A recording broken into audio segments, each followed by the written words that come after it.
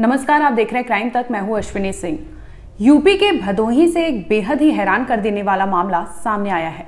दरअसल 2 सितंबर को पुलिस को सूचना मिलती है कि हाईवे किनारे यानी भदोही से सटे गोपालगंज इलाके में एक नेशनल हाईवे है, जिस नेशनल हाईवे के किनारे ही एक बक्से में लड़की की लाश जली हुई मिली थी। सूचना पुलिस को मिलती है, जिसके बाद मौकाए वारदात पर पुलिस पहुंचती है और तहकीकात करती है। तो पुलिस देखती है कि लाश वो लड़की की रहती है, लेकिन लाश को बुरी तरह से खराब कर दिया गया था, जिससे उसकी पहचान होना मुश्किल हो जाए। इसके साथ ही लड़की को पेट्रोल डालकर पेट्रोल डालते हैं, उसके बाद उसको जला दिया जाता है ताकि उसकी पहचान ना हो सके और वो इजीली डिकम्पोज हो जाए।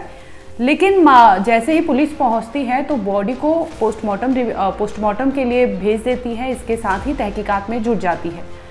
शुरुआत में पुलिस के लिए ये ब्लाइंड मर्डर होता है, क्योंकि बॉडी पूरी तरह से जली हुई रहती है, बचे खुचे कुछ पार्ट्स होते हैं जिसके लिए पुलिस पोस्टमार्टम के लिए भेज देती है। इसके साथ तहकीकात करती है, सीसीटीवी खंगालती है, तमाम पंचनामा करती है, पूछताछ करती है, लेकिन कोई भी लड़की का कोई भी सुराग नहीं मिलता। यहाँ तक कि पुलिस लड़की की पहचान भी नहीं कर पाती।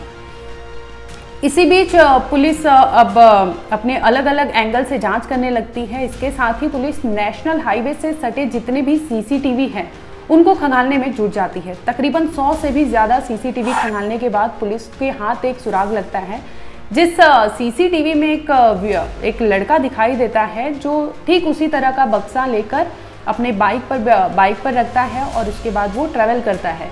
ये सीसीटीवी में जब वो लड़के को देखती है पुलिस, तो जांच करती है कि आखिर इसी इलाके में यानी भदोही से सटे गोपालगंज इलाके में वो लड़का उस सीसीटीवी में कैद हो जाता है। जिसके बाद पुलिस तहकीकात करती है। पुलिस उपेंद्र तक पहुंच जाती है, जिसके बाद पुलिस मामले की पूछताछ करती है। उससे पूछती है कि आखिर तुम बाइक पर इस तरह के बक्से लेकर इतनी रात को कहाँ जा रहे थे। शुरुआत में तो उपेंद्र कुछ नहीं बोलता, लेकिन इसके बाद ही जैसे ही पुलिस उसे वो वीडियो दिखाती है, सीसीटीवी में कैद है जिसमें वो उपेंद्र वो वीडियो दिखाती है, तो उसमें वो कहता है कि 1 सितंबर को वो उस लड़की से मिला था जो उसकी प्रेमिका थी।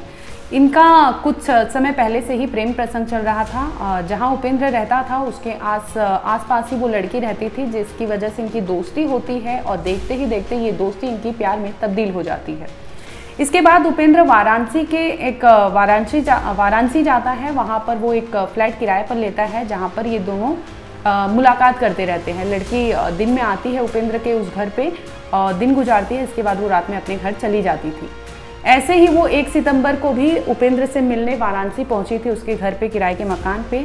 दोनों वहाँ पे मिलते हैं। मिलने के बाद खाना खाते हैं, फूड भी ऑनलाइन ऑर्डर करते हैं। खाना खाने के बाद दोनों में कहासुनी होती है।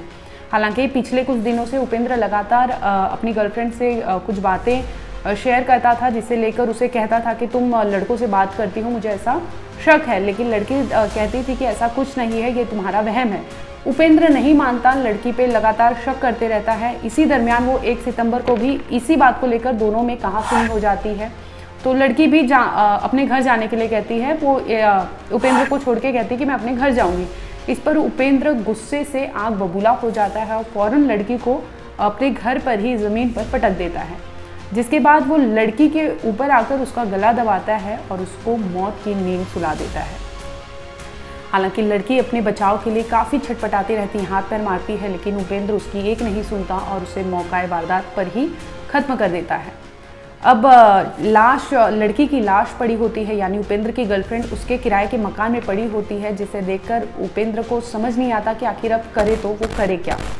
अब उपेंद्र प्लान बनाने लगता है कि आखिर इस गर्लफ्रेंड को कैसे डिस्पोज ऑफ करूँ, यानी इसकी बॉडी को कैसे मैं ठिकाने लगाऊँ। इस पर उसे एक प्लान बनाता है। उसे सूझता है कि मार्केट जाकर वो एक बक्सा लाता है। ठीक वो बक्सा जो आपने देखा, आपकी स्क्रीन पर दिख रहा होगा, वो बक्सा खरीद कर लाता है। टीन का बक्सा होता है, जिसमें वो अपनी गर्लफ्रेंड को, मरी हुई गर्लफ्रेंड को भरता है और उसके बाद उसे पैक करके रात करीब 1 सितंबर की रात की ही बात है, जब वो रात करीब पौने 11 बजे का वक्त होता है।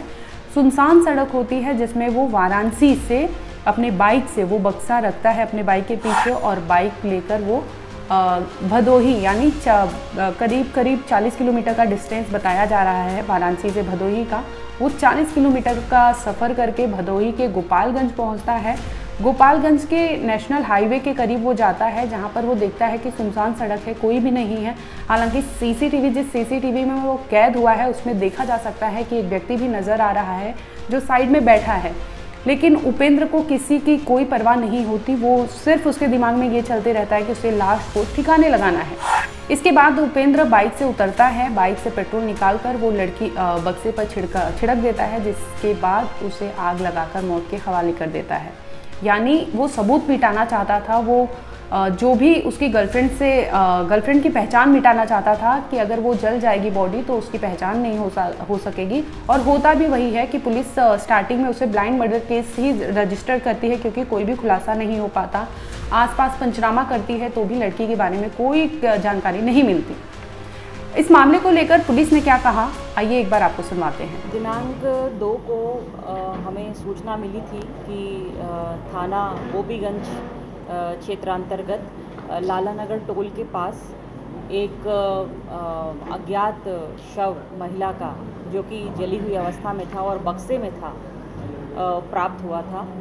और सूचना पाकर के ही सभी आला अधिकारी जो है मौके पे पहुंचे थे और उसके बाद पुलिस ने जो है शव को कब्ज़े में लेकर के फिर आगे शिनाख्त की कार्रवाई प्रारंभ की थी। यह एक ब्लाइंड मर्डर था और पुलिस के लिए बहुत ही चुनौती भरा कार्य था, क्योंकि लड़की की आइडेंटिटी को डिस्ट्रॉय कर दिया गया था, उसका फेस पूरा जला हुआ था।